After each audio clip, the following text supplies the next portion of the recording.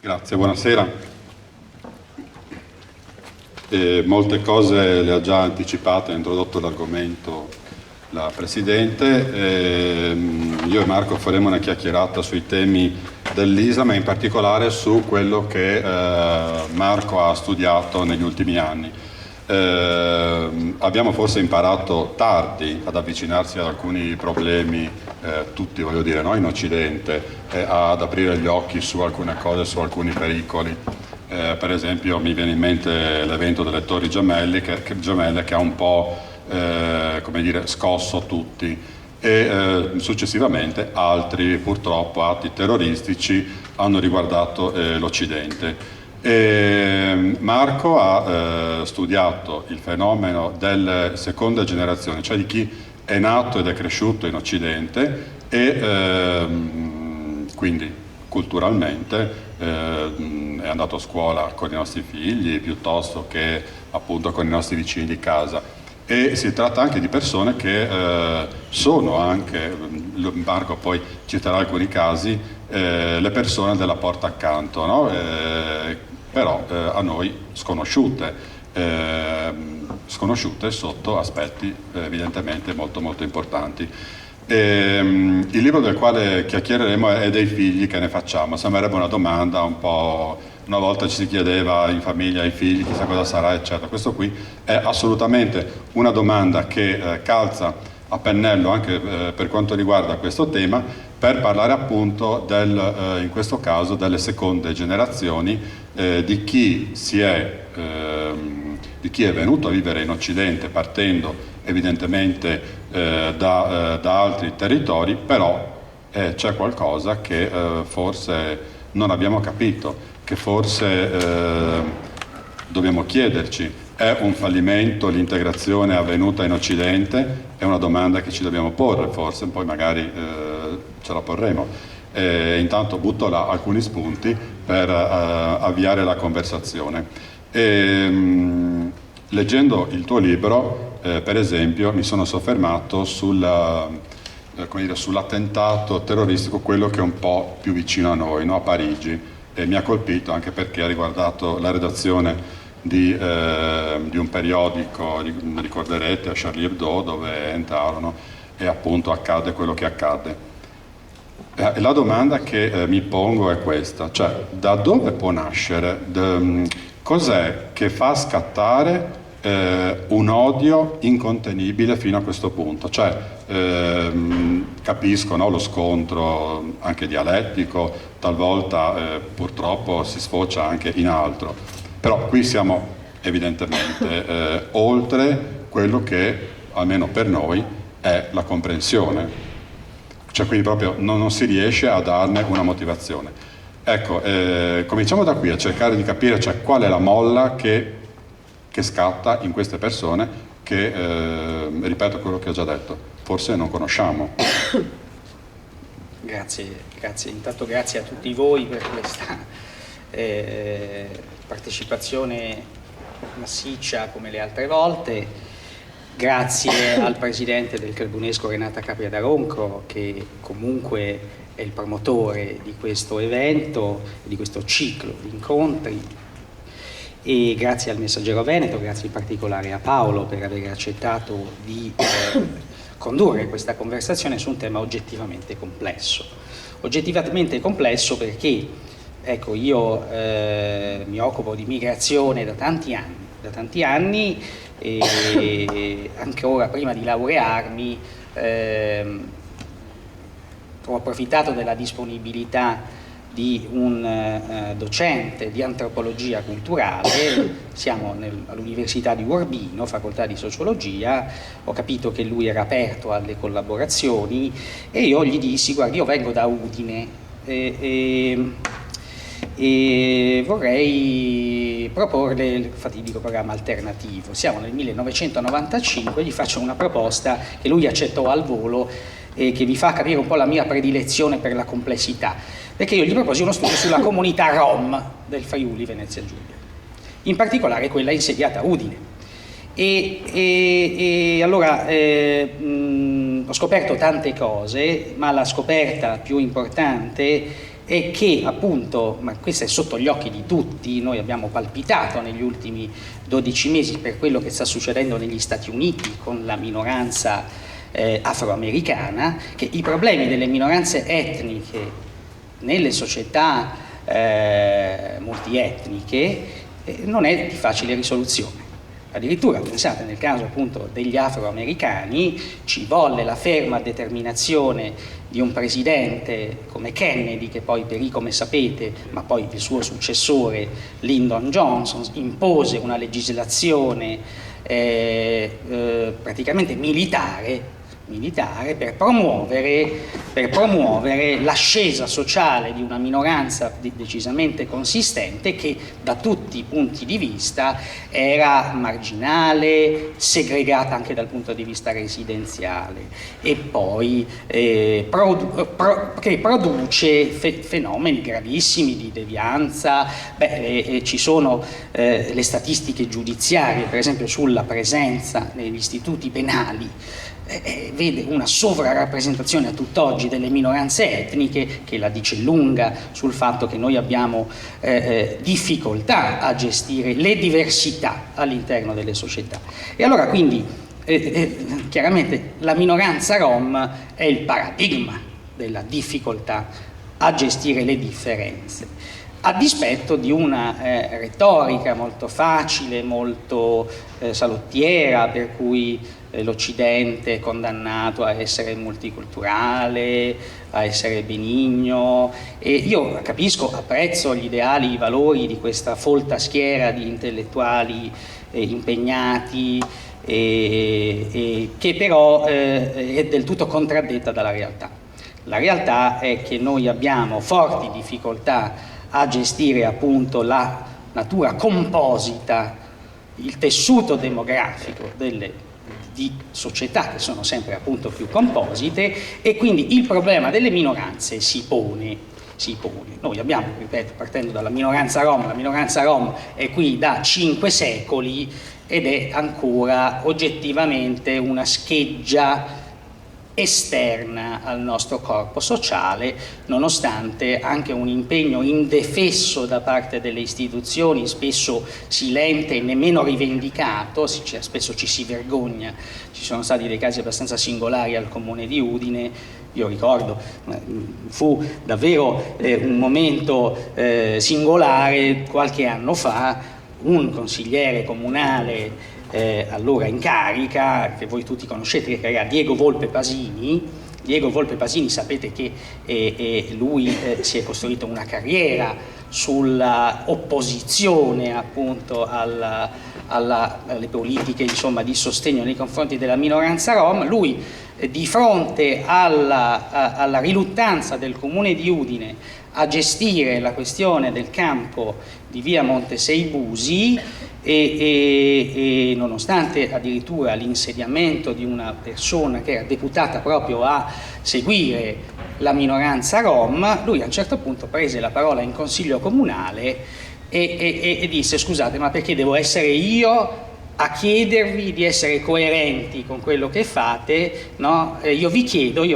lui fece la proposta, stanò il consiglio comunale e disse: scusate, dovete, visto che l'avete annunciato, fate qualcosa. Va bene, adesso questa lunga premessa per dirvi che appunto questo è un campo su cui c'è tantissimo da fare, tantissimo da lavorare, tantissimo da studiare, e possibilmente farlo in un certo modo.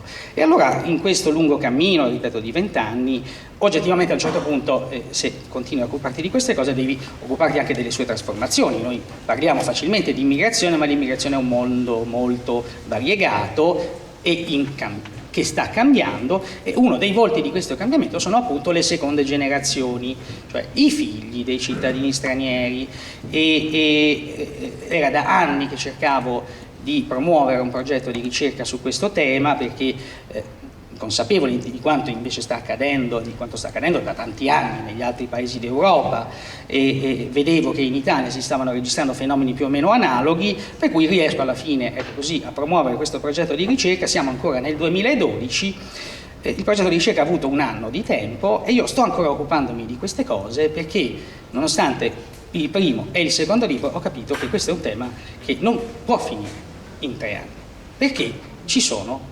tante problematiche irrisolte anche da un punto di vista teorico. Una di queste problematiche è quella segnalata da Paolo.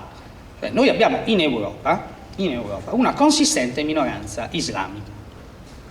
A parte che non sappiamo quanti sono, perché ci sono oggettivi problemi di tipo statistico, nel senso che per esempio in Francia è illegale censire le persone sulla base dell'appartenenza religiosa, il censimento non prevede una cosa del genere, per cui si possono fare solo delle stime. Allora le stime girano numeri anche abbastanza in modo incontrollato, però ecco, ragionevolmente si può parlare di 15, 16, 17 milioni di persone di fede islamica nei paesi europei. Teniamo conto che poi cosa intendiamo per Europa, perché se noi poi includiamo anche la Russia e noi saliamo notevolmente, per esempio ci sono studi anche americani che computando l'area molto più a est si passa a 40 milioni di persone, ma perché poi c'è anche una presenza storica, quella balcanica, che risale a secoli fa. Va bene, comunque limitandoci a un'area più prossima a noi, quindi i paesi di appartenenza storica alla comunità europea, oggi Unione, ecco, possiamo parlare di una dimensione più o meno quello, 15, 16, 17 milioni di persone.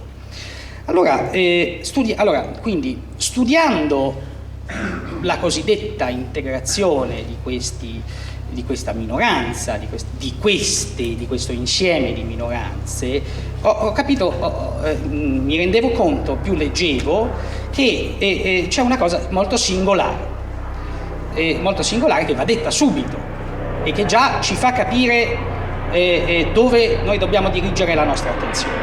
Allora, le prime generazioni, quelle che arrivarono negli anni 60, negli anni 70, i primi turchi arrivati in Germania, a proposito interessante la Germania, ricordiamo la Germania attiva delle politiche di reclutamento governative e quindi attira flussi migratori, stabilendo accordi con paesi come la Turchia per l'appunto, ma ricordiamo che anche noi abbiamo partecipato a quel flusso come italiani, ecco, nel frattempo negava di essere un paese di immigrazione. Una cosa molto singolare, nel senso che da un lato c'era l'esigenza sicuramente di soddisfare una domanda di lavoro molto forte, la Germania decolla e si avvia a diventare di nuovo la potenza egemone da un punto di vista economico europeo, aveva bisogno di forza lavoro, ma faticava ad accettare che la propria identità come popolo avesse questo innesto, per cui la politica era quella, come dire, venite, partecipate, però quanto prima tornatevene a casa. Allora, questo, nel frattempo i flussi si avviano anche in Francia, in Gran Bretagna, ma per ragioni diverse, anche per motivi legati così al processo di decolonizzazione. E insomma, la cosa, ecco, ripeto, adesso si potrebbero dire tante cose, ma il punto su cui voglio richiamare la vostra attenzione è questo, che le prime generazioni, da un punto di vista della religione, non avevano nessun tipo di esigenze. Cioè, i musulmani nemmeno pregavano. Non avevano, loro erano qui tranquilli, volevano solo lavorare, risparmiare qualcosa per costruirsi la casa, non avevano nessuna esigenza, tantomeno identità di tipo religioso, erano invisibili. Prego. Scusa se ti interrompo, tu dici che non avevano nessuna esigenza di pregare, eccetera. A questo voglio aggiungere una cosa, no? E chiedertela, leggendo due righe della prefazione, il dovere di integrare.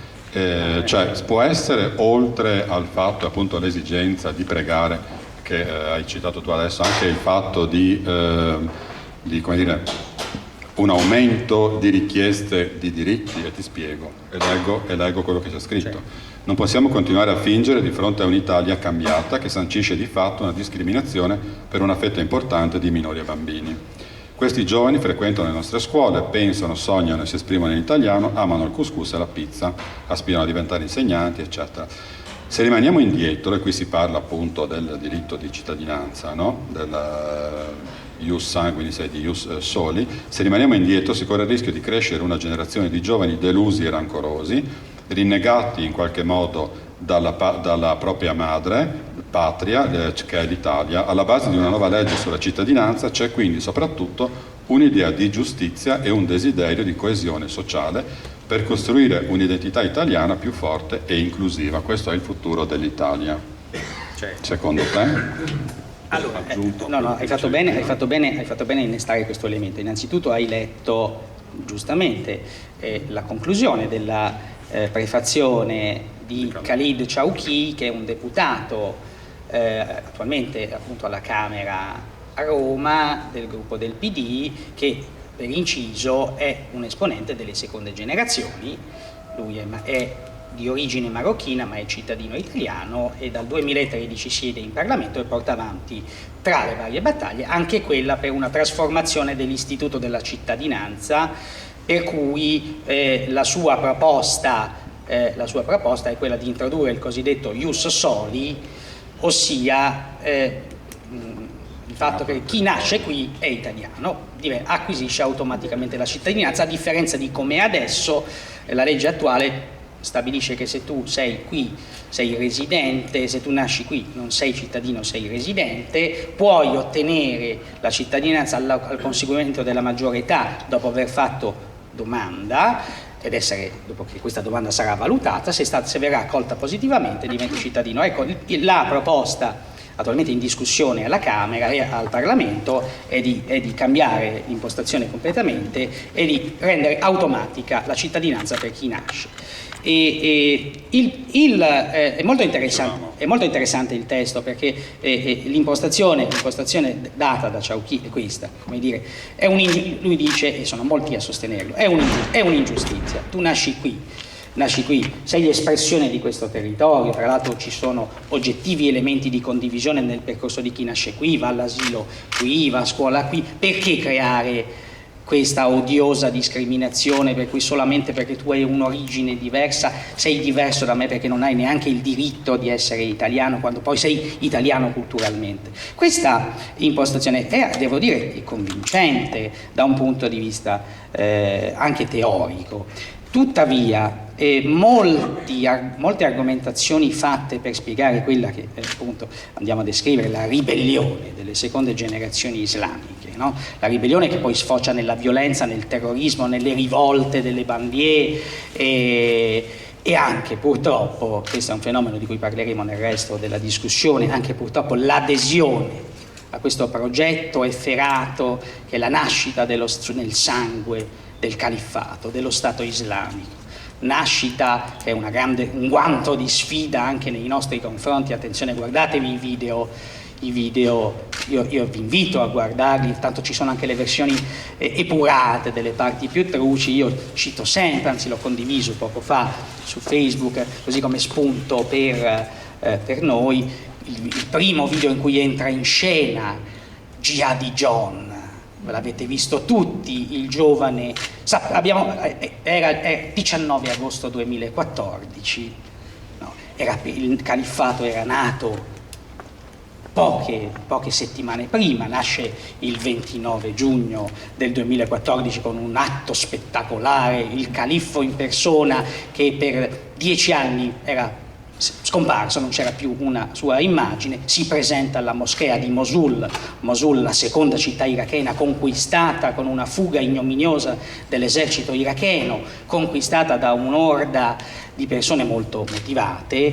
Ecco, atto simbolico nel momento in cui si impossessa questo neo-territorio, neo-entità statuale che era sorta in Siria, deborda in Iraq del tutto facilmente, anche questo va spiegato, conquista Mosul, si proclama il califfato.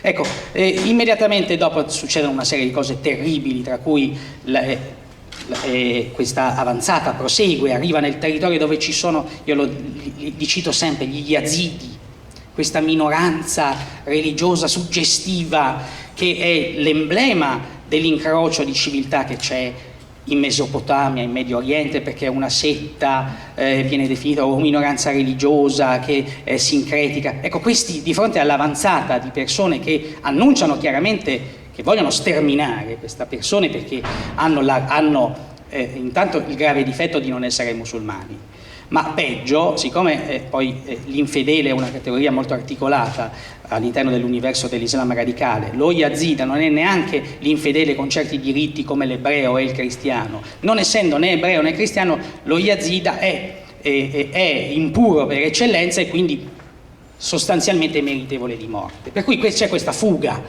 pazzesca e devo dire surreale di migliaia di uomini, donne, vecchi e bambini, e Obama che pochi mesi prima, di fronte agli analisti che gli chiedevano, mentre vedevano questi movimenti dell'ISIS che avanzava, gli chiedevano, chiedo scusa, no, a una conferenza stampa memorabile, qual è la strategia degli Stati Uniti nei confronti dell'ISIS? Lui disse palesemente, we don't have a strategy yet, non abbiamo ancora una strategia, il Presidente degli Stati Uniti. Allora, dicevo, a un certo punto, di fronte a questo rischio di massacro, Obama ha un atto, un sussulto e costituisce una coalizione, partono questi raid. Voi sapete che da 13 mesi stiamo bombardando, non sappiamo ancora bene perché, e allora ecco che entra in scena, pochi giorni dopo l'inizio dei bombardamenti a guida americana, entra in scena il Boia,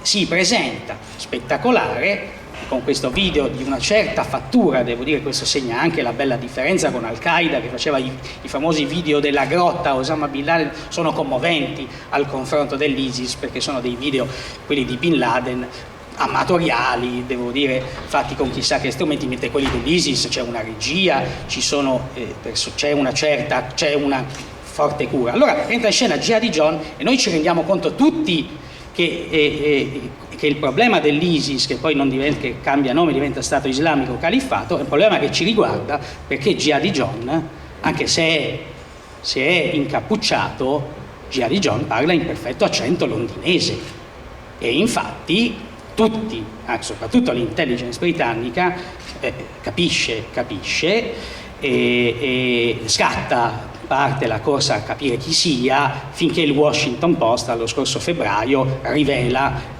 l'identità. Abbiamo, signori, Jihadi John si chiama Mohammed Anwasi, è nato in Kuwait, ma è dall'età di 5 anni che vive a Londra e questo è un dato interessante, vive in un quartiere neanche del tutto rispettabile di Londra, West London, ed è anche un laureato.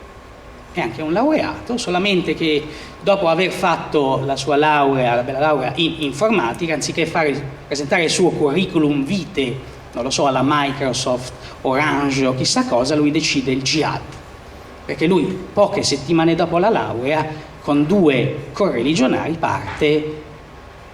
Ufficialmente lui dirà, quando viene arrestato all'aeroporto di Dar es Salaam in Kenya, lui dice: siamo qui per un safari.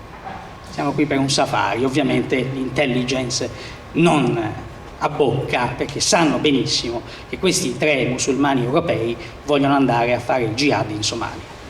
Ecco, quindi torniamo nel sentiero. Noi abbiamo un problema segnalato da questi ragazzi che sono lì in Siria e in Iraq, e sono anche i portabandiera di questa causa violenta, sovversiva, che è anche una sfida nei nostri confronti, poi vi spiegherò perché. Noi stiamo contribuendo, questa è una tesi che può sembrare scioccante.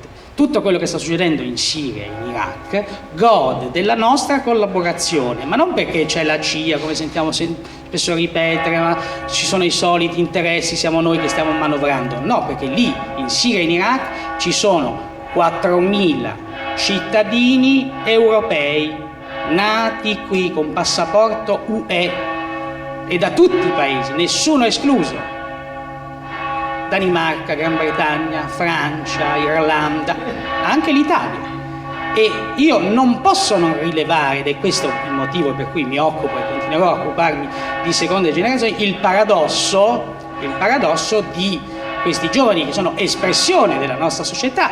Sono ragazzi che hanno circolato nelle nostre strade, hanno frequentato i nostri ragazzi, hanno condiviso i banchi di scuola. Io cito sempre l'espressione di shock degli insegnanti, e adesso ti lascio la parola, degli insegnanti dei 2 fratelli che sono entrati in scena il 7 gennaio a Parigi. 7 gennaio scorso, voi sapete, l'hai citato, hanno fatto la mattina dopo l'Epifania, verso le 11, 2 uomini incappucciati in pieno centro in pieno centro, irrompono nella redazione, obiettivo scelto, obiettivo predestinato, e fanno una strage, 12 morti, di cui 2 musulmani. Ecco, e quando poi si scoprirà chi sono, si scoprirà poche ore dopo. Ecco, mi ricordo questa edizione del Le Monde di 2 giorni dopo, che ospita la testimonianza dell'insegnante di uno dei 2 fratelli. Dice: come abbiamo potuto permettere che i nostri alunni diventassero degli assassini? Una espressione che trova un parallelo nello sgomento dei compagni di classe di Jihad John, compagni che hanno condiviso per 5 anni l'aula, i banchi, le partite di calcio, di videogiochi. Jihad John amava i Teletubbies, giocava alla PlayStation, e poi tu te lo rivedi su YouTube con un coltello che minaccia il presidente degli Stati Uniti e il tuo primo ministro. Scusa, ti chiedo, ti interrompo ogni tanto hai parlato di jihad, ora aiutaci a fare chiarezza, perché jihad, parliamo di fanatismo, no? Di intolleranza, di estremismo, e talvolta ci si confonde un po', no? Si fa un po' di confusione, e che non è questo il volto, almeno il vero volto dell'Islam. Tu che l'hai studiato, ci puoi spiegare un po' le differenze proprio appunto tra jihad, Islam, eccetera? Io ti rispondo molto sinceramente, perché io so, e lo sanno tutti, che non sono un islamofobo, e credo fortemente nella convivenza. Sono molto amico dei musulmani, soprattutto delle comunità friulane. Tuttavia c'è un oggettivo problema. L'oggettivo problema è che se noi andiamo a guardare i riferimenti fondamentali di base dell'Islam, cioè sostanzialmente innanzitutto il Corano, che ricordiamo è la rivelazione che Maometto riceve col tramite dell'arcangelo Gabriele da Dio. Ecco, se tu leggi il Corano, ci sono dei passaggi abbastanza espliciti per cui sostanzialmente il fedele è esortato a fare la guerra santa. Sono passaggi che non possiamo, anzi sono i passaggi che gli stessi jihadisti citano giustificando le loro azioni. Ora il problema qual è? No? Il problema qual è? Che quindi il jihad, la guerra santa, qualunque cosa voi sentiate dire, no, purtroppo è un elemento inserito all'interno della religione islamica. Jihad, per inciso, appunto la parola jihad è presente nel Corano diverse volte con sostanzialmente due significati, anzi un significato che si articola in 2 diversi significati. Significa sforzo, letteralmente significa sforzo, solo che poi nella lunga, andando alla tradizione di interpreti e poi di giurisperiti che sono andati a studiare minuziosamente i significati del Corano, ne sono nate sostanzialmente due versioni. Cioè lo sforzo sulla via di Dio, quindi di purificazione, quindi io combatto contro il peccato per essere un bravo fedele, ma poi c'è anche lo sforzo militare per far sì che l'Islam prevalga.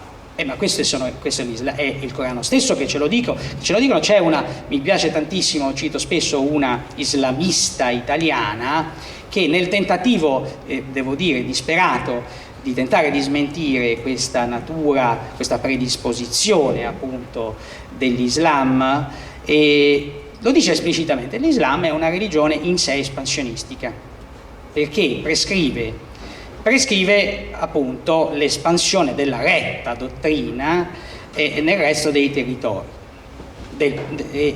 Questo è testimoniato anche dalla stessa impresa dei seguaci di Maometto e dei successori. Voi sapete, Maometto muore nel 632 e i suoi successori, i primi califfi, fanno un'espansione territoriale sorprendente. Ecco, è molto probabile che siano stati anche esortati da ciò che leggevano o almeno sentivano dei precetti di questa religione nascente. Allora, adesso però il jihadismo è un'altra cosa, perché il jihadismo è sostanzialmente uno scisma, è una dottrina tutta contemporanea, che nasce da una riflessione da parte di intellettuali più o meno robusti da un punto di vista appunto di apparato cognitivo e intellettuale, che attingono al Corano, agli insegnamenti fondamentali dell'Islam e sostanzialmente individuano due necessità. La prima, loro si guardavano intorno, siamo alla fine dell'Ottocento, il mondo islamico è assediato dalla modernità. La modernità cosa significa? Che nascono gli stati. Nascono gli stati e questa cosa poi esploderà alla fine della Prima Guerra Mondiale, quando cade l'impero ottomano e nasce il Medio Oriente moderno e nascono stati. Quindi stati con governi, organismi rappresentativi, burocrazie, tutte cose che non esistono nella tradizione islamica. Allora, una serie di figure che assistono, appunto, di contemporanei, assistono alla trasformazione del mondo islamico in senso moderno, tutto quello che vede li ripugna e cominciano a costruire una controdottrina. Come dire, noi dobbiamo ritornare al vero Islam, quindi noi dobbiamo sovvertire questa cosa che non ci piace e dobbiamo tornare ai tempi d'oro dell'Islam del VII secolo, quando c'era lo Stato islamico, dove la legge non la facevano i giuristi occidentali di cui stiamo importando le legislazioni, la legge era la legge santa, la Sharia, la legge che deriva dal profeta. E nasce quindi l'islamismo, che attenzione è un Islam potenziato perché è una dottrina politica, è una dottrina costruita appositamente per edificare la modernità politica attingendo al Corano, e quindi nasce quello che noi chiamiamo islamismo e che erroneamente viene definito fondamentalismo islamico. Purtroppo questo passaggio, che in sé potrebbe anche sembrare tutto sommato anche abbastanza innocuo, come dire, noi siamo i musulmani, vogliamo rispettare la nostra tradizione. Il problema è che all'interno di questa classe di intellettuali, religiosi, che teorizza la necessità dello Stato islamico, nasce la convinzione che questo progetto dovesse essere imposto a chi era riluttante, cioè in particolare i dirigenti egiziani di tutti i paesi che sono sorti sulle ceneri dell'impero ottomano, ma poi questo è un problema che riguarda anche il Pakistan, eccetera, eccetera, perché per imporre lo Stato islamico bisognava abbattere i regimi che tutto sommato rappresentavano i modelli che erano nati appunto nell'8 e nel Novecento. E quindi alcuni teorici, in particolare ce n'è uno la cui influenza è ancora viva, perché purtroppo è colui che dà l'arma a Osama Bin Laden, sostiene che per avviare questa trasformazione, per instaurare lo Stato islamico, ci vuole la guerra santa. Cioè il jihad è il metodo, quindi come dire, è un'ideologia pushista, come dire, ci vuole un golpe, ma questo golpe giustamente è un golpe imposto religiosamente, cioè è un dovere del musulmano, è un dovere, e quindi qui attingere alla dottrina del Corano per imporre, per sedurre, per motivare le persone a agire. Ecco, quindi all'interno del movimento islamista arriva questo egiziano Said Qutb, che poi verrà giustiziato dal regime egiziano per motivi ovvi, che predicava appunto il colpo di Stato santo per instaurare lo Stato islamico in Egitto. Tenete conto che questo problema è ancora irrisolto, quello che voi vedete adesso in Egitto è ancora il riflesso di quello che è successo allora, però poi questo già basterebbe per denunciare la gravità della situazione. Come dire, c'è qualcuno che ha un progetto politico e attinge al testo sacro per trasformare questo progetto politico in un progetto religioso. È una bomba, obiettivamente. Purtroppo questo non basta, perché ci sarà un'ulteriore escalation quando l'escalation avviene, e c'è un anno fatale che è il 1979. Nel 1979 cosa succede? Succedono due cose di cui noi ancora stiamo vedendo le conseguenze. Innanzitutto c'è l'invasione sovietica dell'Afghanistan e l'invasione sovietica dell'Afghanistan, a parte che sovverte le regole della guerra fredda, e quindi innesca tutta una serie di meccanismi per cui ci sono grandi potenze, grandi e medie potenze che reagiscono. Ma essendo un paese islamico occupato da una potenza atea, nasce la guerra santa per respingere questa invasione. E la guerra, ecco, quello che succede in Afghanistan è più o meno quello che sta succedendo adesso in Siria e in Iraq, solamente leggermente in scala minore, perché nasce l'appello a tutta la comunità islamica mondiale a intervenire, a soccorrere i fratelli usurpati dagli atei bolscevichi, e questa è la cosa terribile che succede, e questo viene presentato come un dovere religioso, è una guerra santa. E allora nasce un fenomeno di cui noi oggi stiamo vedendo la replica in proporzioni maggiori. Nasce il fenomeno dei foreign fighters, perché in Afghanistan arrivano volontari, i famosi mujahideen, da tutto il mondo, migliaia di combattenti. Ci sono anche gli arabi afghani, vengono definiti singolare perché arrivano dai paesi arabi ma diventano al servizio della causa afghana. Uno di questi arabi afghani si chiama Osama Bin Laden e attinge a questa esperienza che poi potenzierà, perché da lì nascerà un disegno di conquista mondiale. Io mi fermo qui perché davvero, vedi, le cose da dire sono davvero numerose. Quindi comunque questo voglio dirvi, che purtroppo noi abbiamo un progetto politico, perché è un progetto di edificazione di uno Stato, che è giustificato religiosamente attingendo a dei riferimenti religiosi, e questi riferimenti religiosi purtroppo entusiasmano qualcuno, più di qualcuno, anche in Europa, che vede in quello che sta succedendo in Siria e in Iraq una grande utopia che si realizza. Prego.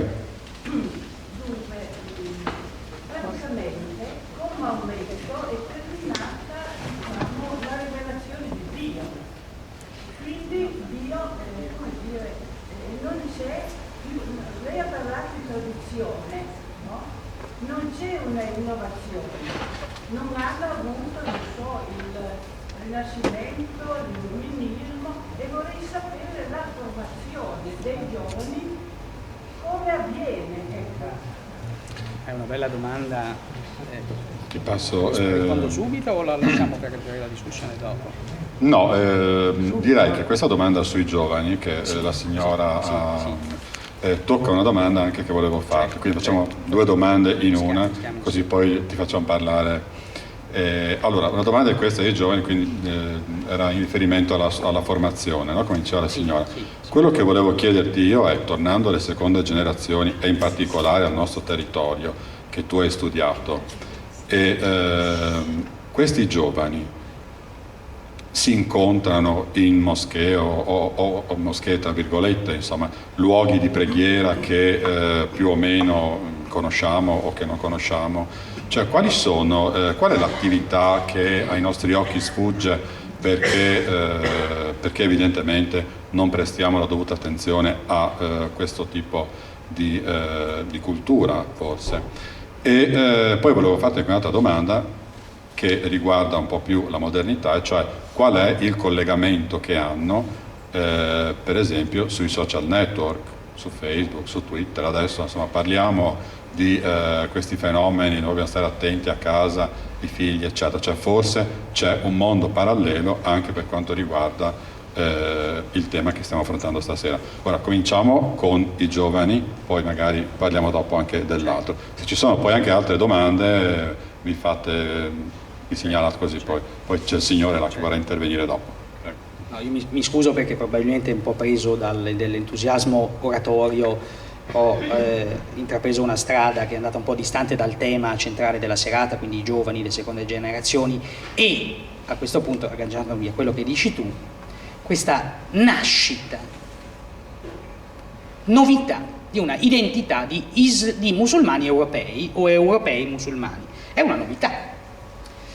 Nel senso, ribadisco il nesso che volevo fare prima, mentre le prime generazioni non avevano nessun tipo di esigenza religiosa, tant'è che nemmeno pregavano. Con l'avvento delle seconde generazioni, intanto la minoranza aumenta in termini numerici, quindi nascono una serie di dinamiche, ma con la presenza dei figli sorge un'esigenza, come dire, e dei figli che ne facciamo, sorge l'esigenza della socializzazione, dell'educazione, della formazione. Quindi contestualmente l'aumento della consistenza delle minoranze, la nascita dei figli pone il problema di creare dei contenitori, dei luoghi dove anche riprodurre, dove formare le nuove generazioni e anche riprodurre la cultura di origine. Per cui nascono i centri islamici, nascono dei luoghi in cui non solo pregare ma anche fornire gli elementi con cui questi giovani andranno a costruire la propria identità sulla base di tradizioni che non sono autoctone ma sono importate. Ora, la cosa molto singolare, ripeto, intanto è questa bella differenza tra l'esperienza dei padri che non pregavano, non avevano nessun tipo di identità diversa, erano invisibili, mentre i giovani, le seconde generazioni, nascono con una serie di fermenti attorno che li stimolano a identificarsi come musulmani. Intanto come musulmani, questo va detto, in contrapposizione agli altri cittadini. Nasce un'identità separata. Quindi questo va detto, cioè l'identità islamica nasce in contrapposizione al resto della società. E poi la cosa davvero singolare, ci sono delle tendenze che vanno tutte studiate e documentate, e nasce un'identità completamente nuova, qualche sociologo zelante potrebbe dire inventata, nasce il musulmano europeo, cioè nasce un'identità che prescinde del tutto, per esempio, dalle appartenenze di origine dei genitori marocchini musulmani, ci si identifica come un'unica comunità, cosa che i genitori sarebbero ben lungi da fare, perché io sono turco, io sono marocchino, guai, non andiamo per niente d'accordo, ma questi giovani trovano nell'identità religiosa, in una tradizione religiosa esterna, un elemento in cui costruire un'identità e purtroppo un'identità separata. Allora teniamo conto, questa proposta, questo fenomeno non è del tutto unificante, nel senso che esistono anche all'interno delle seconde generazioni islamiche delle aspirazioni tutto sommato ad omologarsi, come dire, non ci si riconosce, anzi spesso ci sono persone che lo sentono come un peso questo retaggio e sentono forte la spinta a avvicinarsi al modello dei propri compagni. E nascono forti conflitti all'interno delle famiglie. Io invito tutti per esempio a vedere un film eccezionale, visto che abbiamo Giorgio Placeriani, che è Pizza e Datteri, è uscito da poco, è un film eccezionale, purtroppo non ha avuto grande successo al botteghino, speriamo col DVD, perché è la storia surreale della comunità islamica di Venezia che è in cerca di una moschea, perché viene sfrattata, questa è la piccola moschea di Venezia in questo film eccezionale, ripeto, viene sfrattata perché arriva un provvedimento del questore e al posto della moschea nasce un parrucchiere unisex, quindi immaginate che violenza, per cui questa comunità si ritrova senza luogo e il presidente di questa comunità, no, è un uomo bonario che sinceramente motivato dal dare la propria casa, ha un problema in casa perché c'è la figlia truccatissima sempre su internet che vuole uscire, vuole andare con gli amici, e a un certo punto nelle scene del film si vede che la chiude in camera, ma a un certo punto questa ragazza sgattaiola e fa anche un gesto di sfida nei confronti del padre che si guarda smarrito negli occhi con la moglie, capisce che non c'è niente da fare. Quindi ci sono queste dinamiche, però purtroppo, io dico purtroppo, scusate, forse è fuori luogo, comunque, ecco, forse è la parola più indica, comunque la proposta di una identità islamica unificante che appunto unifichi questa comunità emergente delle seconde generazioni ha un certo successo e un indicatore oggettivo del successo di questa operazione, io dico operazione perché purtroppo è guidata, non è spontanea, il successo di questa operazione è l'attecchire del velo, il famoso hijab, perché ecco, voi chiedete per esempio a qualunque musulmano rispettabile, no? A parte che farà fatica ad articolare la prospettiva, ma ce ne sono alcuni che ti diranno il velo è un obbligo religioso, citato nel Corano. Intanto è discutibile questa operazione, È discutibile il fatto che il velo sia un obbligo religioso. Non entriamo nel merito perché sennò suscitiamo un vespaio.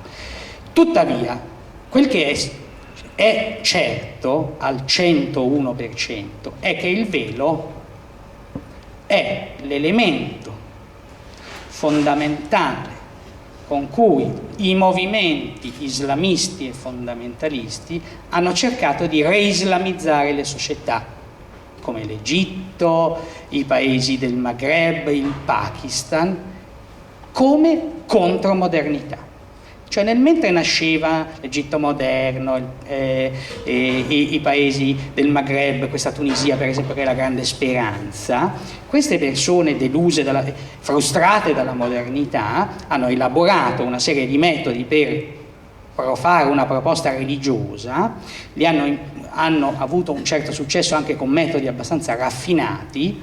E, per esempio, pensate, l'Egitto va studiato con estrema attenzione. In Egitto i fondamentalisti, che sono sostanzialmente questa famosa sigla, i Fratelli Musulmani, che è il primo movimento fondamentalista che entra in scena, che fornisce l'ABC del jihadismo, perché purtroppo crea le premesse per quel che poi farà Osama Bin Laden e quello che sta facendo il califfo.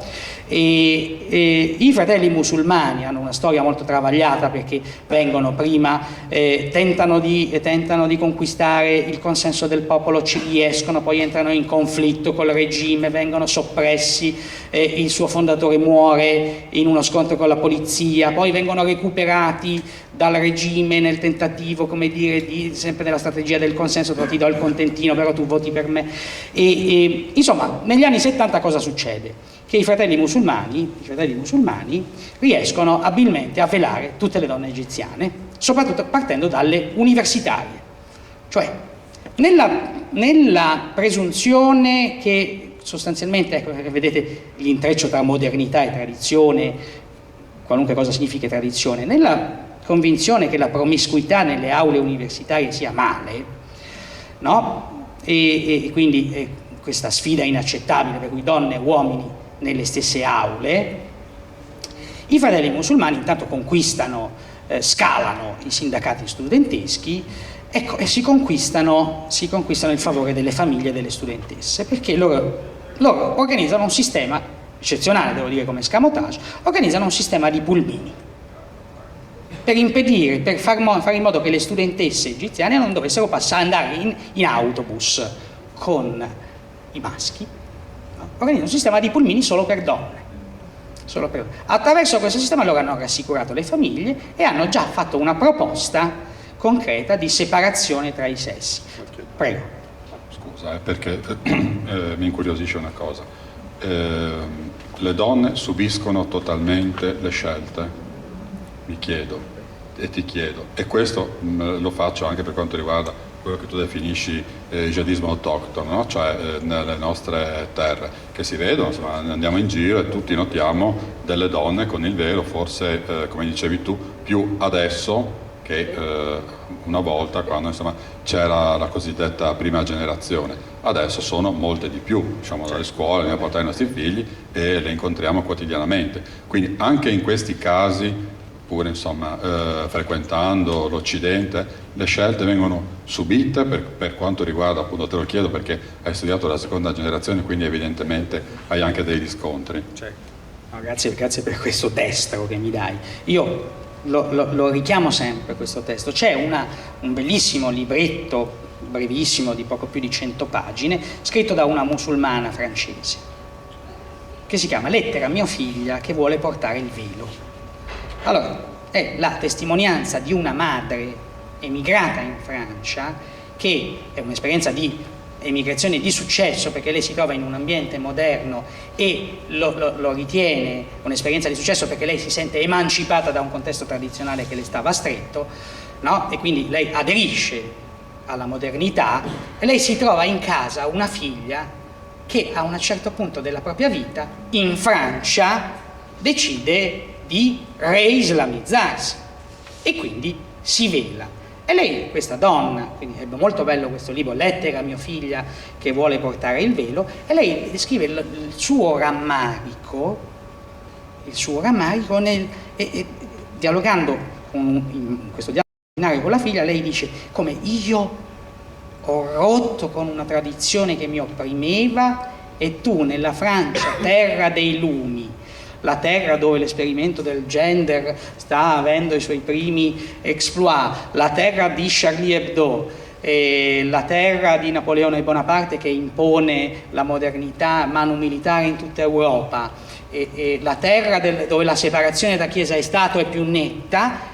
In Francia le seconde generazioni nate in Francia, cittadine francesi, quindi formalmente pari diritti, aderiscono a una visione del mondo fondamentalista che rispetta il Corano alla lettera e tra l'altro nemmeno alla lettera accetta l'interpretazione data dai movimenti fondamentalisti che attingono selettivamente dove gli conviene e in parte inventano. E quindi noi abbiamo questo paradosso nell'Europa secolare che è in guerra col cattolicesimo e lo manifesta ogni giorno in tantissimi aspetti, in tantissime dinamiche, che noi abbiamo una componente della nostra popolazione sempre più forte che invece aderisce a una visione del mondo che ripudia completamente la nostra impostazione laica, secolare. Allora io perché dico tutto questo? Non per denunciare qualcosa, io dico per avvertire. Lo dico consapevoli di quello che sta succedendo altrove in Europa, perché noi a un certo punto, noi prima o poi avremo dei problemi molto grossi, nel senso che se noi siamo coerenti con noi stessi, noi europei, noi occidentali, siamo coerenti con le nostre ideologie, no? Le nostre ideologie ufficiali quali sono? Quelle che non puoi dire, quelle che non puoi smentire in televisione se no vieni sommerso dagli sberleffi, dalle pernacchie, il giorno dopo ti crocifiggono, anzi il momento stesso ti crocifiggono sui social network. Allora, noi dobbiamo rispettare le differenze, ok? È un delitto denunciare la diversità culturale, perché c'è il rispetto delle differenze, tra l'altro incarnato in alcuni documenti internazionali.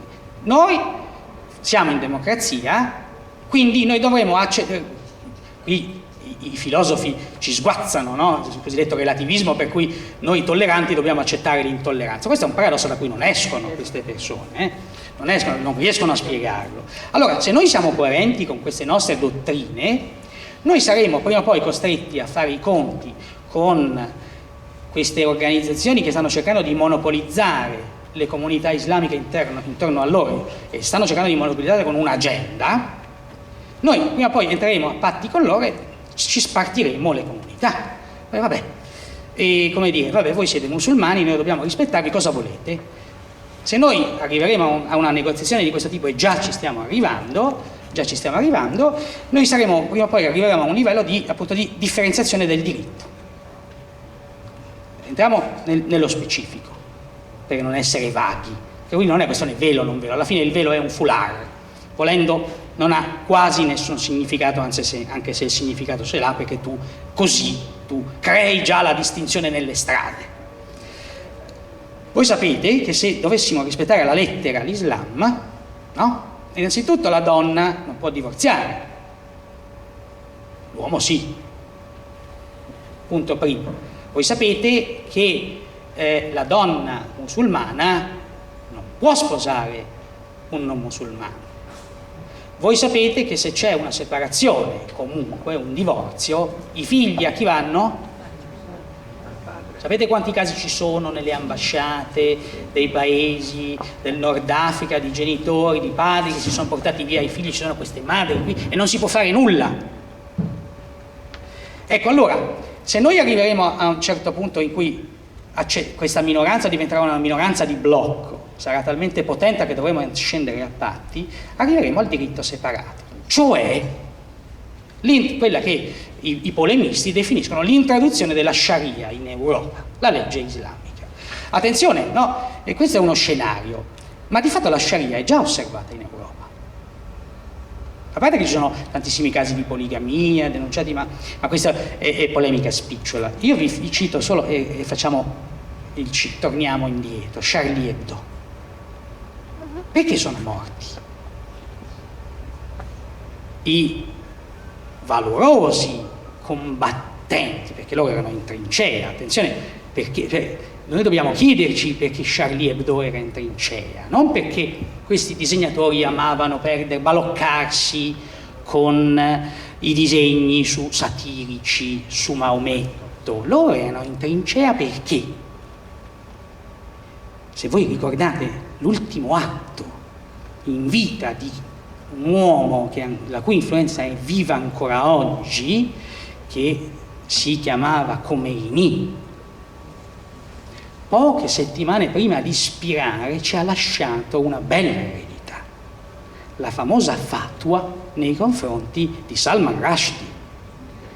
Allora, Salman Rushdie chi era? Era uno scrittore anglo-indiano che ha avuto la grave pecca di avere una buona penna, di avere una buona immaginazione, di scrivere un'opera, voi la conoscete tutti, i versetti satanici.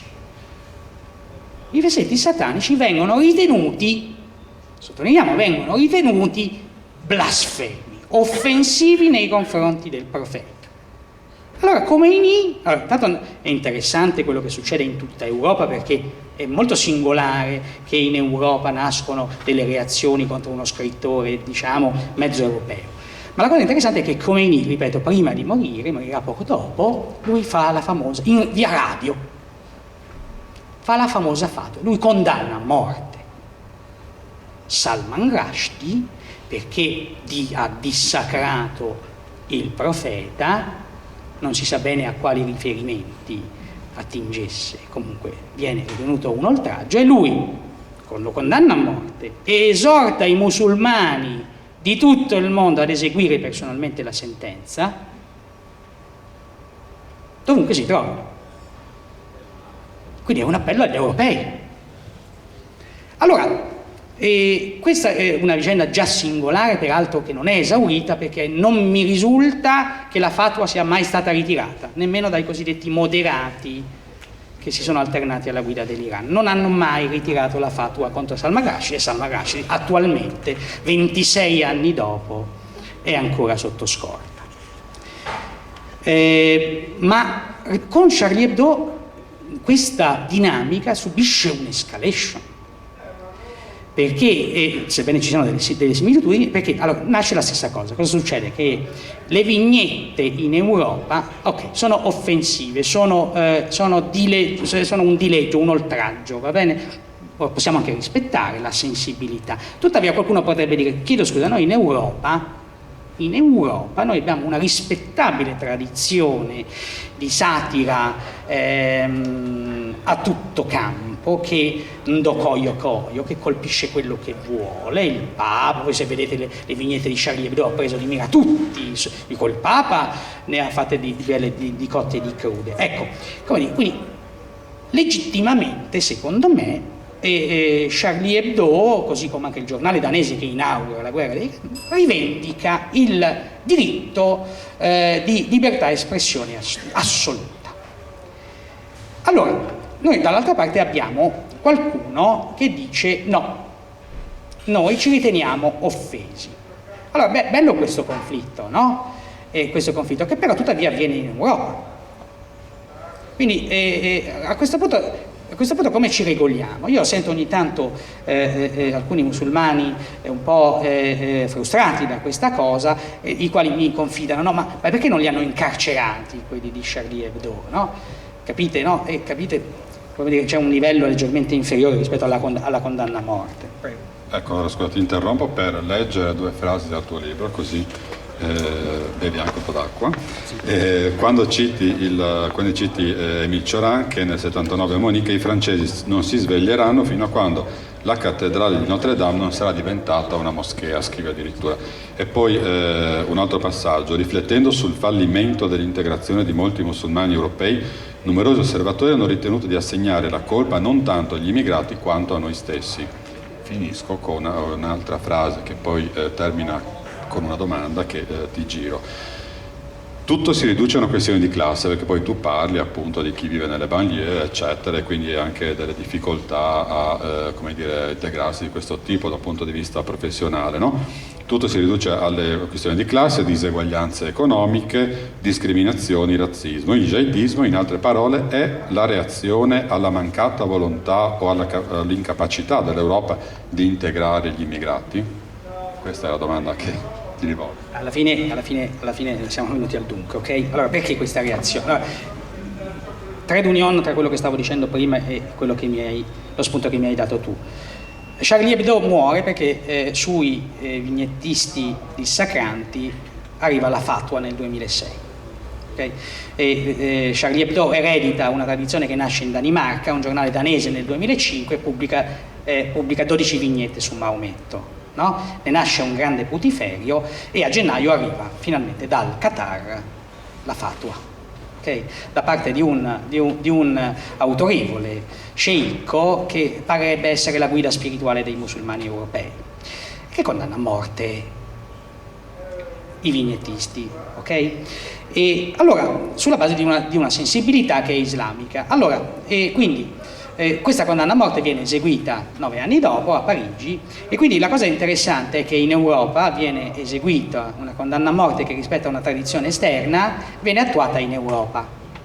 Quindi abbiamo noi questo doppio elemento interessante. Ma perché 2 parigini nati a Parigi, di origine algerina, i fratelli Kouachi, 2 fratelli, Said e Sherif, poco più che trentenni, uno 31, uno 33 anni, avevano avuto un percorso molto difficile, ok? E molto difficile perché sono orfani, vengono prima assegnati a una famiglia, poi vengono trasferiti in un istituto, ma vengono allevati con tutte le cure, giocano a calcio, sono delle promesse del calcio, gli viene data una formazione, poi finisce questo periodo, diventano maggiorenni, tornano a Parigi e hanno una vita un po' difficile.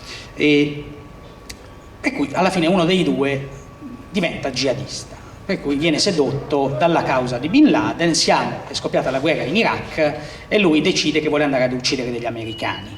Entra in un ambiente di simili, di persone che la pensano in un certo modo, cerca di andare in Iraq attraverso la Siria, questa è una cosa singolare, non ce la fa perché viene arrestato il giorno prima, passa un po' di tempo in carcere, la cosa peggiora perché in carcere trova un ambiente propizio all'ulteriore radicalizzazione. Sta di fatto che quest'uomo torna in libertà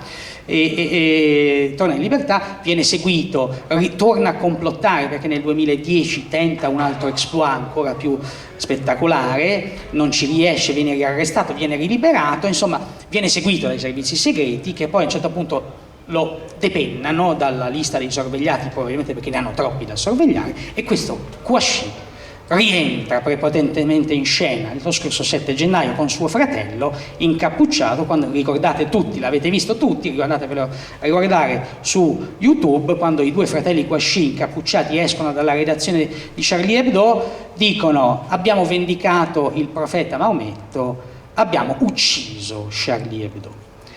Allora, ok, chiediamoci, questo gesto, questa sentenza di morte, questo atto terroristico che peraltro ha cambiato la Francia. Ricordiamoci che per catturare questi 2 ragazzi il ministro dell'Interno ha sguinzagliato 88.000 agenti. 2 giorni dopo li hanno presi, sapete come. Allora, la domanda che dobbiamo farci, giustamente me la fa Paolo: perché? Ci sono tante tesi che si intrecciano intorno a questo fenomeno che è la radicalizzazione dei musulmani europei, cioè la ribellione. C'è un bellissimo libro che si chiama Europe's Angry Muslim, i musulmani arrabbiati d'Europa, che parla proprio delle seconde generazioni europee, ed è un libro di un americano. E perché si ribellano? Perché aderiscono all'ideologia della guerra santa che formalmente è stata dichiarata al di fuori? Perché? Chiediamoci, perché ci sono 4.000 musulmani europei che hanno abbracciato la causa del califfo che intanto agisce lì e chiede agli europei di fede islamica: venite qui perché abbiamo creato lo Stato per voi, ma se non ce la fate collaborate comunque colpendo dovunque.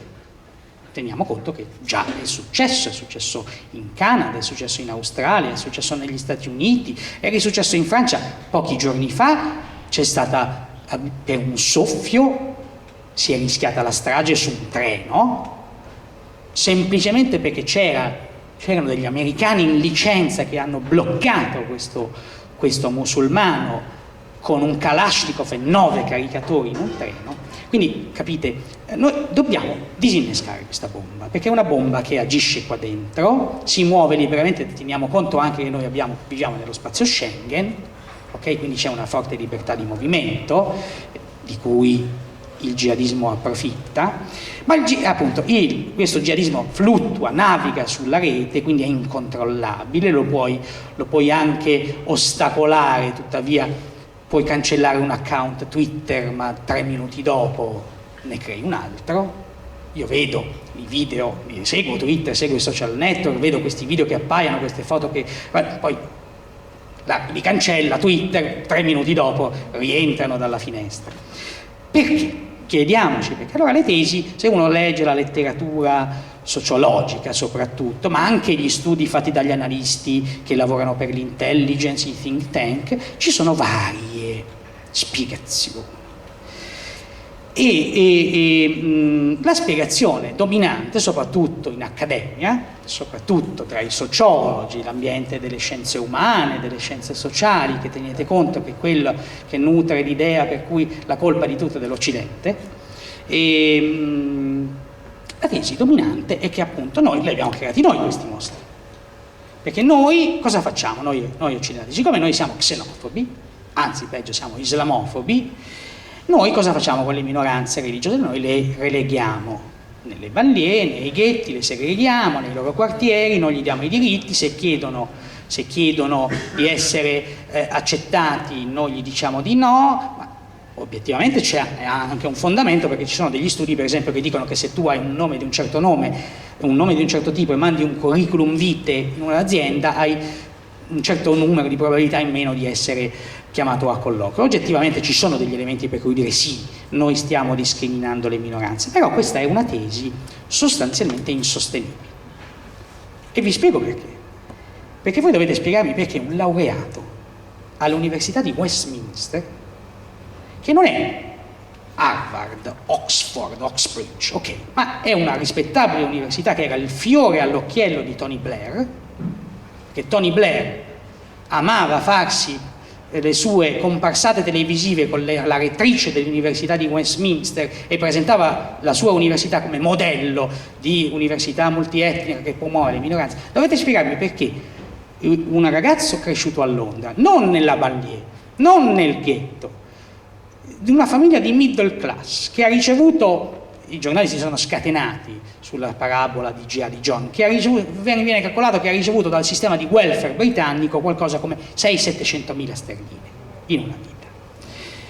Voi dovete spiegarmi perché una persona che non è appunto segregata, non è discriminata, ripeto, la stampa britannica si è sguinzagliata, ha ricostruito tutto, ma non viene segnalato casi di discriminazione nei suoi confronti, tutti lo definivano una persona socievole, era sì un po' timidello, però una persona come le altre, non aveva nessun motivo di ribellarsi contro quella società, contro Londra, la Londra che gli aveva dato uno spazio e gli aveva dato anche una laurea, merito suo, sicuramente merito della famiglia, ma merito anche di una Gran Bretagna che nonostante la minaccia islamista continua. Cameron è il più duro nei confronti del jihadismo, ha un'agenda di controterrorismo molto forte, ma lui continua a dire pubblicamente il nostro modello di società aperta, tollerante non cambia, noi siamo musulmani benvenuti, eccetera, eccetera, tuttavia, eccetera, eccetera. Ma poi guardiamo l'identikit dei grandi terroristi della storia, non solo quelli islamici, sono tutti intellettuali, laureati, raffinati, ricchi. Osama Bin Laden lo sapete benissimo, che era uno degli uomini più ricchi della sua regione. C'è qualcosa in più che la povertà, che la deprivazione, che l'emarginazione, che le discriminazioni, che spiega l'adesione di questi giovani intanto alla versione più oltranzista e intollerante dell'Islam e poi la scelta di abbracciare le armi e combattere contro l'Occidente laico, secolare, che non nutre gli stessi valori, la scelta di sopprimere Charlie Hebdo.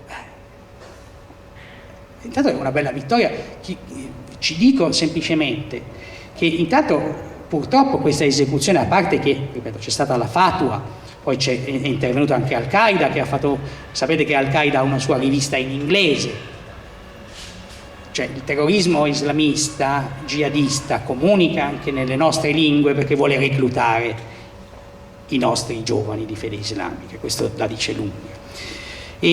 Però ecco, volevo dirvi, dico, non è la tesi dei musulmani arrabbiati a causa nostra, perché noi non gli diamo spazio, non è sostenibile. Intanto perché ci sono in Gran Bretagna, per esempio, ci sono in Gran Bretagna studi sofisticatissimi sull'inclusione delle minoranze etniche.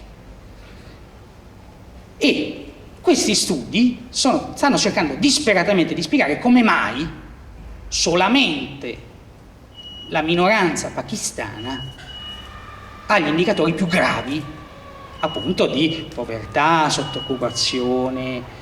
Io inviterei a prendere anche in considerazione la variabile religiosa, che forse potrebbe spiegare qualcosa, forse no. E ci sono anche studi che cercano di articolare questa prospettiva, come dire, laddove tu non promuovi la libertà, per esempio, della metà dell'umanità.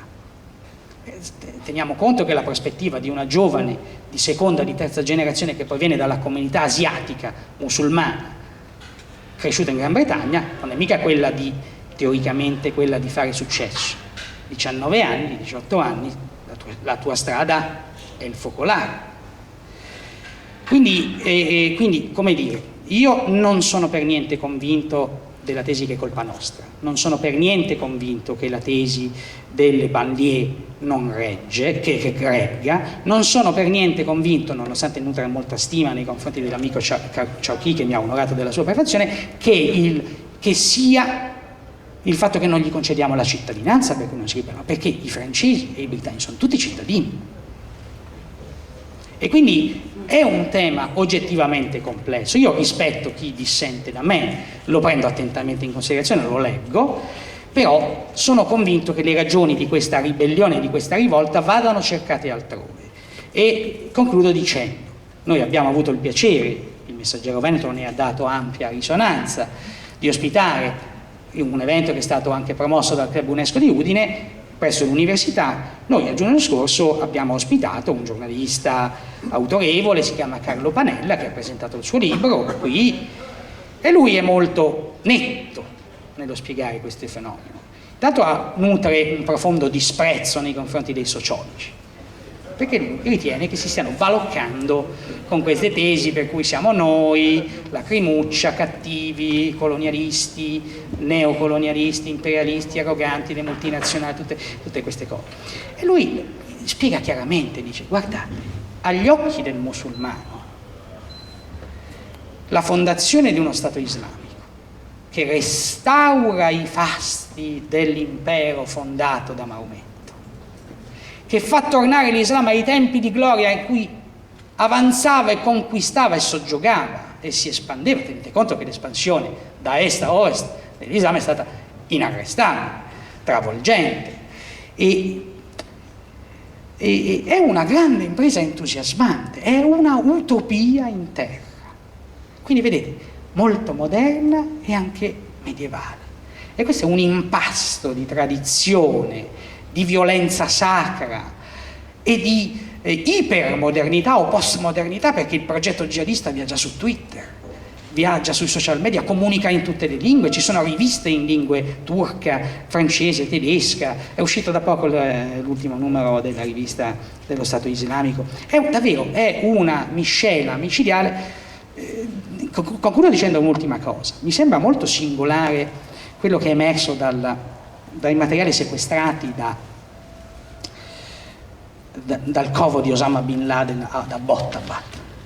Voi sapete che Osama Bin Laden, tra l'altro molto singolare, che è stato ospitato per anni nei pressi di una caserma e di una sede dell'intelligence pakistana, era lì, a un certo punto gli Stati Uniti lanciano una grande impresa per catturarlo, mettono insieme tutte le risorse interne, insomma identificano il covo, lanciano un'operazione spettacolare tra il 1° e il 2 maggio 2011, lo catturano, arrivano, uccidono tutti tranne donne e bambini e prendono quello che possono, computer, libri. Qualche mese fa è uscito sulla stampa americana una serie di articoli che rivelavano quello che c'era. Osama Bin Laden era sintonizzatissimo con i dibattiti politologici, con i think tank, sapeva tutto di quello che delle tesi su di lui. Quindi vedete, è un intreccio molto, io direi diabolico, no? In cui la restaurazione di un impero che attinge la sua forza al VII secolo viaggia alla velocità della luce e attinge al meglio e al peggio dell'esperienza della modernità. Una bella definizione che è data da vari studiosi del jihadismo è che è una forma di leninismo. È una forma di leninismo perché predica la sovversione, il colpo di Stato, l'instaurazione di un nuovo ordine, ma non attraverso un movimento di popolo, no? Attraverso la violenza. Una ristretta elite di motivati, anche perché è difficile, insomma, creare una guerra santa così su due piedi, ok? Un bel colpo di Stato promosso da una minoranza di eletti che si ritengono investiti in una grande missione. Quindi, capite, è una bomba che noi attualmente non riusciamo a decodificare e addirittura balbettiamo in modo abbastanza indecoroso, aderendo a visioni del mondo spesso appunto speculative, con teorie del complotto, ma l'ISIS l'ha creato la CIA, e siamo noi che lo manovriamo, i petrolieri, le multinazionali. C'erano delle domande, allora il signore lì prima che si era, prego. Grazie intanto per la vostra discussione, per quanto mi avete insegnato. Nasce l'ISIS, nasce questo califfato. Ora mi chiedo e vi chiedo, quali sono i popoli, le nazioni che hanno interesse e quali interessi che questo non venga distrutto? Perché, signori miei, militarmente non si è fatto niente. Praticamente abbiamo gli aerei che vanno a fare, ma hanno fatto poco, tranne queste ultime ore di oggi pomeriggio e di ieri in cui si parla dell'intervento dell'esercito sovietico e russo che sta mandando dei carri armati in aiuto per il resto. Grazie. Grazie. Un'altra domanda? Quindi chi ha interesse? Dice, prego, il signore accanto.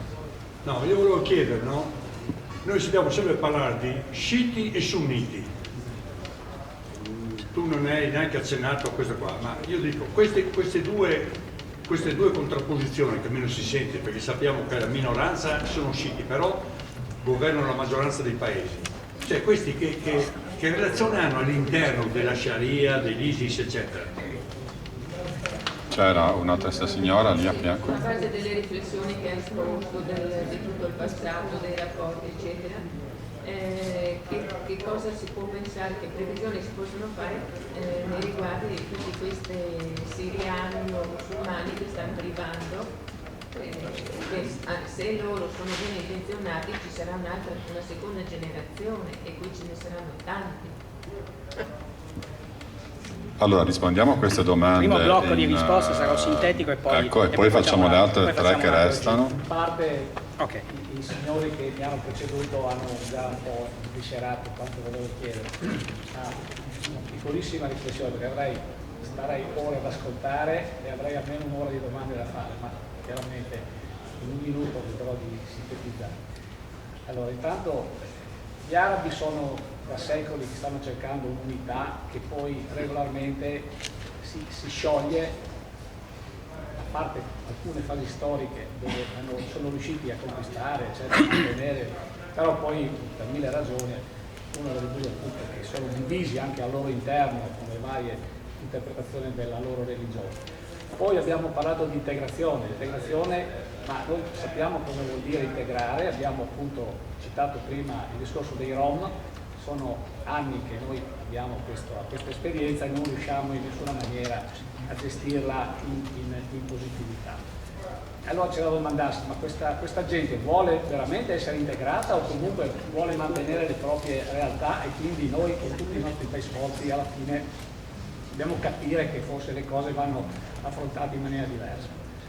L'ultima cosa, ecco, proprio il discorso di questa situazione politica ed economica, perché poi alla fine dobbiamo lì a cadere, noi assistiamo a uno scenario molto diversificato, dove ci sono dei paesi che avevano uno Stato creato, forse anche creato in maniera forte, no? Avevamo i regimi in Iraq, in Iran, avevamo un regime in Libia, avevamo un regime in Siria. Tutti questi regimi in un modo o per un motivo o per un altro sono venuti in qualche modo a cadere. Perché? Chi ha agito? Chi ha creato la premessa per far cadere questi regimi? E perché è stato fatto? Con quale prospettiva? Con quale disegno? Cioè, io abbisco qualcosa, ma cosa creo in contrapposizione? Tutto questo abbiamo visto cosa ha poi scatenato e cosa ancora sta scatenando, e soprattutto cosa riuscirà a scatenare. Ci sono paesi come l'Iran che latentemente, ma si sa benissimo che hanno delle mire anche loro di espansione, di recupero. Ci sono dei paesi che stanno sovvenzionando il terrorismo. Ci sono le banche dell'Arabia che loro dicono che non possono fare i prestiti, ma lo sappiamo benissimo come aggirano questo sistema, e guai a mettere in discussione perché sarebbe un'infrazione alla loro religione, ma di fatto finanziano il terrorismo. E di tutto questo si sa, che si sanno dove vanno i capitali, si sanno anche i nomi delle banche che finanziano questi terrorismi. Ebbene, cosa fa l'Occidente? Grazie. Cercherò di essere esaustivo e sintetico con tutti. Allora, perché io riassumo le prime tre domande in un'unica risposta, perché alla fine convergono. Cosa sta succedendo in Siria? Perché i siriani stanno arrivando qui? Io sono molto commosso, come tutti, dalla foto del povero Aylan perito in quel modo, e sono molto orgoglioso, fiero, no, della reazione europea, per cui è molto belle queste immagini dei tedeschi che accolgono con gli applausi i siriani che arrivano, i profughi, ok. Tuttavia, ecco, bene, è una bella opportunità, grazie a questa scena tragica è nato finalmente un dibattito molto acceso, soprattutto oltreoceano negli Stati Uniti, sul perché Aylan è morto. Contrariamente a quello che dice l'amico Erdogan, il presidente turco, che attribuisce a noi la colpa della morte del bambino, del figlio del curdo siriano, Abdullah, scappato da Damasco perché catturato dall'intelligence del regime, torturato, gli hanno strappato i denti, costretto a rifugiarsi ad Aleppo, da dove deve fuggire di nuovo perché infuria la guerra, e quindi si rifugia, pensate che tragedia, a Kobane, nella sua città di origine, dove a un certo punto arriva Daesh e scoppia una battaglia epocale in cui inizialmente prevale la resistenza curda. Daesh si ritira dopo mesi di combattimenti casa per casa, ma nel giugno scorso Kobane liberata viene colpita di notte da un'incursione jihadista che fa 140 morti, e Abdullah prende la moglie e i suoi 2 figli e scappa. E sappiamo come è andata a finire: la barca affonda, i bambini, abbiamo sentito tutto di questa storia. Ma noi, ecco, approfittiamo di questa vicenda tragica per chiederci perché Abdullah ha preso i suoi 2 figli e la sua moglie ed è andato verso l'Europa. Approfittiamone per chiederle perché altri 11 milioni di siriani sono stati costretti ad abbandonare la propria casa, di cui 4 milioni sono profughi, seguiti cioè dagli organismi internazionali, altri oltre 7 sono sfollati, cioè hanno abbandonato la casa. Una infima minoranza di queste 11 milioni di persone è in territorio europeo, la gran parte è ancora lì, o in Siria e in altri posti rispetto al paese di origine, o in terrificanti campi profughi in Turchia, in Libano e in Giordania, che sono delle bombe a orologeria. Teniamo conto che non ci sono risorse per sostenere questi campi. Io ho visto le cifre dell'UNHCR, dice che per sostenere questa emergenza ci vogliono miliardi di dollari. C'è un bellissimo grafico con una torta dove tu vedi i soldi già coperti, sono una fetta piccolissima dei soldi che ci vogliono per sostenere questa emergenza catastrofica. Allora, perché questa guerra e perché noi sostanzialmente stiamo a guardare? C'è un bellissimo editoriale di una rivista americana che si chiama Foreign Policy, che è un j'accuse nei confronti di Obama. È una cosa abbastanza singolare per una rivista che tutto sommato è moderata, che accusa Obama di inerzia, di avere inoculato nel popolo americano non solo una miopia, la sindrome del ritiro, ma anche una sostanziale indolenza nei confronti delle catastrofi che stanno accadendo in regioni come appunto la Siria. La Siria è teatro di una guerra civile che è scoppiata nel 2011 contestualmente alle famose primavere arabe. Sapete che alcuni hanno avuto successo, è caduto il primo regime da dove è scoppiata la scintilla iniziale, la Tunisia, dove un ragazzo poveretto che per sostenere commovente la storia di Bouazizi, che per sostenere gli studi universitari della sorella va a vendere col carretto la frutta e poi viene vessato dalla polizia che vuole la bustarella, lui viene picchiato, morirà pochi giorni dopo, scoppia la scintilla delle primavere arabe. Le primavere arabe vanno in modo diverso, sappiamo che in Egitto è caduto Mubarak, il faraone, una cosa incredibile, poi sapete che c'è stata la vittoria dei fratelli musulmani e poi il colpo di stato di Al-Sisi. In Siria, diversi mesi dopo, scoppia una ribellione contro un regime sotto un insegno, uno slogan, dignità. Assad però intanto reagisce con la forza, il presidente reprime, sopprime nel sangue, e ne nasce appunto una guerra civile. Ma intanto diciamolo subito che se questa guerra civile sta andando avanti, non si è risolta, in un punto primo perché Assad non può cadere. Assad non può cadere. Intanto perché Assad è il prolungamento dell'Iran sul Mediterraneo, poi perché Assad rappresenta il perno della strategia mediterranea della Russia.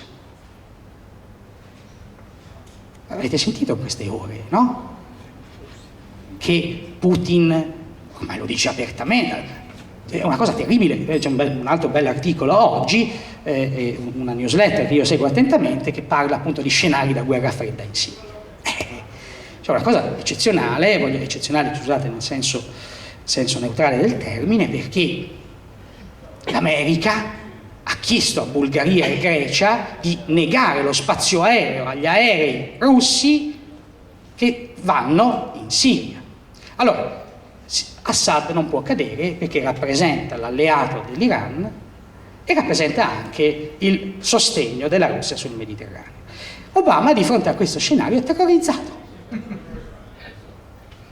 È inerte, anche perché ricordatevi tutti che lui, sin dal principio, lui aveva precisamente in mente come voleva condurre la sua politica estera, con un unico obiettivo: l'accordo con l'Iran. È una cosa surreale la politica estera di Obama, perché pensate, lui intanto esordisce sulla scena chiedendo agli iraniani una distensione.